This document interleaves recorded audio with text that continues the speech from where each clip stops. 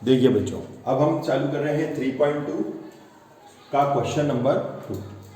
इस क्वेश्चन में उसने आपसे यह पूछा है कि पहले इनको a1, b1, c1, a2, b2, c2 की वैल्यू निकालिए।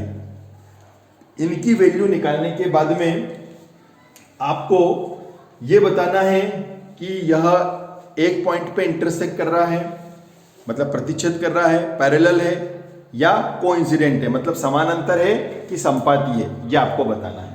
ठीक है, अभी आपको कुछ भी नहीं करना है, टेंशन नहीं लेना है। सबसे पहले समझो, इक्वल के इधर जीरो आना चाहिए। सबसे पहला काम अपना ये है। अगर कोई नंबर इधर हो तो उसको उधर भगा दो और उसको क्या बना दो, जीरो बना दो। इधर जीरो होना चाहिए, सबसे पहला काम तो अपना ये। फिर हम a1, b1, c1, a2, b2 और c2 इनकी वैल्यू को निकालने जा रहे हैं।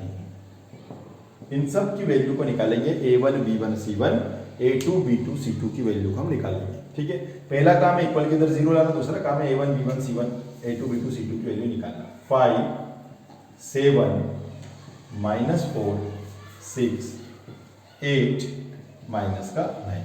यह है a1, यह है b1, यह है c1, a2, b2, c2। x के आगे जो आए वो a1, a2, y के आगे जो आए वो b1, b2, कांस्टेंट जो बचे वो सब c1, c2 होता है। उसने बोला है ये निकालने के बाद में आपको टेस्ट करना है। इनका टेस्ट होगा ठीक उसी प्रकार से जैसे ब्लड टेस्ट होता है। 5/7 या कैंसल हो रहे तो कर लो, नहीं हो रहा है इधर आ जाओ, b1, b2 के पास में आ जाओ। तो b1, b2 बोलता है -4/6, 2 2 जा 4, 2 3 जा 6। b1/b2 ये आ रहा है -2/3। ये है आपका 5/7, ये आ रहा है -2/3। पंत सर कहते हैं बेटा a1/a2 और b1/b2 की वैल्यू अगर एक जैसी नहीं आ रही है तो तेरे को क्वेश्चन को वहीं पे स्टॉप कर देना है। ये है लड़का, ये है लड़की, इन्होंने मना कर दिया, कोरोना है, शादी नहीं हो सकती, यहीं पे खेल खत्म, आगे बात बढ़ेगी नहीं। a1/a2 not equals to b1/b2, ये दोनों आपस में इक्वल नहीं है। और जब भी बच्चों ऐसा आता है तो अपन यहां पे लिखेंगे सिस्टम हैज यूनिक सॉल्यूशन। ठीक है, सिस्टम हैज यूनिक सॉल्यूशन मतलब यहां पे अपन को लिखना पड़ेगा निकाय का अद्वितीय हल है, क्योंकि ये फॉर्मूला यूनिक सॉल्यूशन का फॉर्मूला है, अद्वितीय का फॉर्मूला भी साथ साथ याद करते जाना है अपने को। ठीक है, एक चीज तो ये आ गई अपने को समझ में। दूसरा, यूनिक सॉल्यूशन का मतलब होता है दो तरह के सॉल्यूशन होते हैं, unique solution, infinitely many solution, अद्वितीय हल और अनंत अनेक हल। इन दोनों सिचुएशन में अपने को लिखना पड़ेगा सिस्टम विल अच्छा, उसमें उसने पूछा है आपसे, देखो इसने ये पूछा है आपसे कि pairs of linear equation intersect at A point, तो आपको यहां पे लिखना पड़ेगा पेयर्स ऑफ, जैसा उसने क्वेश्चन में लिखा ऐसा का, pairs of linear equation intersect at a point. क्योंकि अगर ऐसा फॉर्मूला आता है तो इसका मतलब है कि ये दोनों पेयर्स, दोनों जोड़े एक ही बिंदु पर प्रतिच्छेद करेंगे। ठीक है, युग्म समीकरण युग्म एक ही, यहां पे लिख देता हूं समीकरण युग्म, युग्म मतलब जोड़ा, युग्म एक ही बिंदु पर प्रतिच्छेद करेंगे। मतलब अगर इनका ग्राफ बनेगा बच्चों, तो इनका जो ग्राफ बनेगा वो इस तरह से बनेगा, जैसे ये एक्स एक्सिस हुआ, ये आपका वाई एक्सिस हुआ, जैसे ये पहली लाइन है, मान लो इसका ग्राफ मैं मन से बना रहा हूं ना, तो जरूरी नहीं ऐसा बने।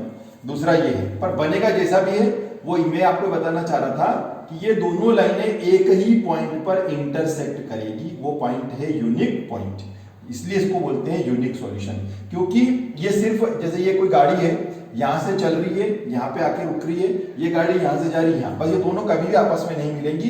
बस एक बार ये मान लो कोई गाड़ी जा रही है, ये इस स्टेशन पे मिलेगी, बाकी वो अपने उधर चली जाएगी और ये इधर चली जाएगी। तो कहने का मतलब ये हुआ कि एक ही पॉइंट आएगा और इस पॉइंट को हमें बोलना पड़ेगा इंटरसेक्टिंग पॉइंट, प्रतिच्छेद बिंदु। ठीक है बच्चों, तो इस प्रकार से इसका ग्राफ बनेगा। ग्राफ चाहे इधर बने चाहे इधर बने चाहे इधर बने, पर इंटरसेक्टिंग पॉइंट वाला ग्राफ बनेगा, बस मेरे कहने का अर्थ ये। और निकाय का कौन सा हल होगा? अद्वितीय हल होगा, यूनिक सॉल्यूशन होगा। ठीक है बच्चों, ओके, थैंक यू। अब सेकंड का सेकंड कर रहे हैं अपन। तो सेकंड के सेकंड क्वेश्चन के अंदर क्या होगा? सबसे पहले सेकंड के सेकंड में इक्वल के इधर जीरो है कि नहीं, सबसे पहले तो हमें यह चेक करना है। सेकंड के सेकंड में इक्वल के इधर जीरो है, हाँ भैया है, ठीक। फटाफट A1 A2 B1 B2 C1 C2 ये ले लिया सब अपन। A1 अपॉन A2 की वैल्यू ले लेते हैं 9 अपॉन 18, 9 1 जा 9 2 जा, ठीक है। तो A1 अपॉन A2 आ गया हमारा, A1 अपॉन A2 आ गया 1/2, A1 अपॉन A2 आ गया 1/2 आ गया, ये अपन ने 1/2 ले लिया। A1 अपॉन A2 1/2, ठीक। अब हम ले रहे हैं B1 upon B2, B1 upon B2 देख लेते 3 अपॉन 6 आ रहा है, यस 3 अपॉन 6, 3 1 जा 3, 3 2 जा 6। सर ने क्या बोला था? अगर ये दोनों इक्वल आए, जैसे पहले क्वेश्चन में दोनों इक्वल नहीं आ रहे थे, लेकिन इस क्वेश्चन में दोनों इक्वल आ रहे हैं। अगर दोनों इक्वल आए तब हमें जानना पड़ेगा भैया ये दोनों राजी हैं, फूफा और फूफी से बात कराई जाए। तो फूफा फूफी आ रहे हैं, देखते जाओ। हाँ भैया क्या है? C1 upon C2। भाई साहब ये सब रिश्ता पक्का हो रहा है, आपकी क्या रजामंदी है? बोले यस हमें भी कबूल है। तो ये C1 अपॉन C2 इक्वल 1/2, ये भी देखिए तीनों आपस में क्या आ गए? इक्वल आ गए। देखिए अगर ये दो, मैं फिर से कह रहा हूं, अगर ये दो इक्वल आए तब आपको तीसरे के पास जाना है। अगर ये इक्वल नहीं आए तो क्वेश्चन को वहीं पे छोड़ देना है। तो ये दोनों इक्वल, तीनों इक्वल हो गए, तो आप यहां पर लिखो A1 upon A2 equal B1 upon B2 equal C1 upon C2। तीनों में 1/2 1/2 1/2 आ गया, तो अपन को यहां पर लिखना पड़ेगा सिस्टम हैज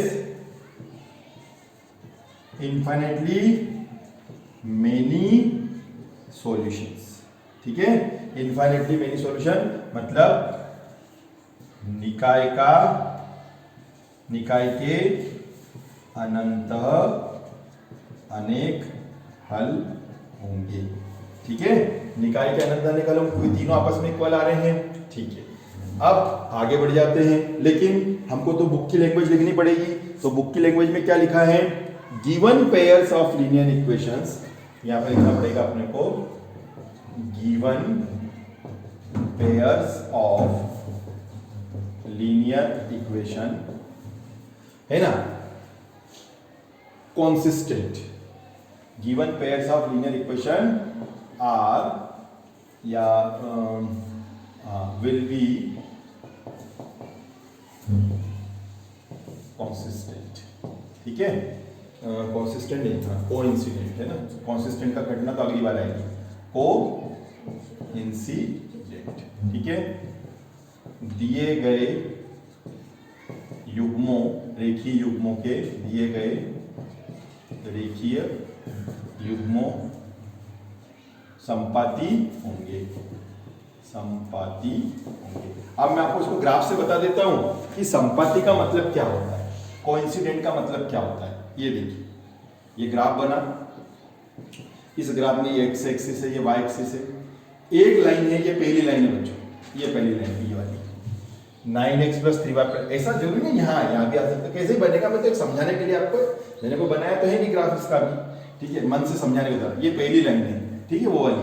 दूसरी लाइन जो है ना 18x + 6 और 24, ये यहाँ पर है, इसी के ऊपर। इसको हर पॉइंट पर इंटरसेक्ट करती जाएगी बच्चों, हर पॉइंट पे इंटरसेक्ट करती जाएगी। तो इसका मतलब है तो दो, लेकिन दिखने में ग्राफ जब बनेगा तो वो एक ही लाइन का बनेगा। लोग पूछेंगे क्यों रे, वो दूसरी इक्वेशन कहां गई? तो बोले कोइंसिडेंट हो गई, संपाती हो गई। एक ही लाइन पर दूसरी लाइन भी उसको हर पॉइंट पर इंटरसेक्ट कर रही जा रही है। इस प्रकार के इसका ग्राफ बनेगा बच्चों। ठीक है, अब हम करने जा रहे हैं थर्ड नंबर का क्वेश्चन। अब हम सेकंड का थर्ड कर रहे हैं, आपके सामने क्वेश्चन लिखा हुआ है। इस क्वेश्चन के अंदर इक्वल के इधर 0 है, यस, ठीक है। अब यहां पर देखिए 6, ये 2 -3, देखो यहाँ कुछ भी नहीं है, यहाँ गलती होती है, यहाँ कुछ भी नहीं मतलब -1, यहाँ पर 10 और यहाँ पर 9, ये हमने लिख दिया। सबसे पहले A1 अपॉन A2 6 अपॉन 2, 2 3 जा 6, यहाँ 3 अपॉन में कुछ नहीं है तो 1 लिख दो, इच्छा हो तो ठीक, नहीं तो मत लिखो। तीसरा वाला देखिए, सेकंड वाला, -3 -1, ये दोनों भी इक्वल आ गए भाई साहब, ये b1/b2। सर ने बोला था अगर ये दो इक्वल हो तब तीसरे के पास जाना, तब तीसरे के पास जा रहे हैं, ये दोनों तो राजी हो गए, ठीक है। अब देखते हैं कौन राजी होता है कि नहीं होता है। तो इन्होंने मना कर दिया, ये 10/9 है, ये देखिए ये आ रहा है 2, ये 3/1 आ रहा है, ये 3/1 आ रहा है और ये 10/9। पंडित जी ने मना कर दिया कि जन्म कुंडली मैच नहीं कर रही है, इसलिए शादी नहीं हो सकती है। मतलब A1/A2 B1/B2 दो तो इक्वल हैं लेकिन तीसरा इक्वल नहीं है।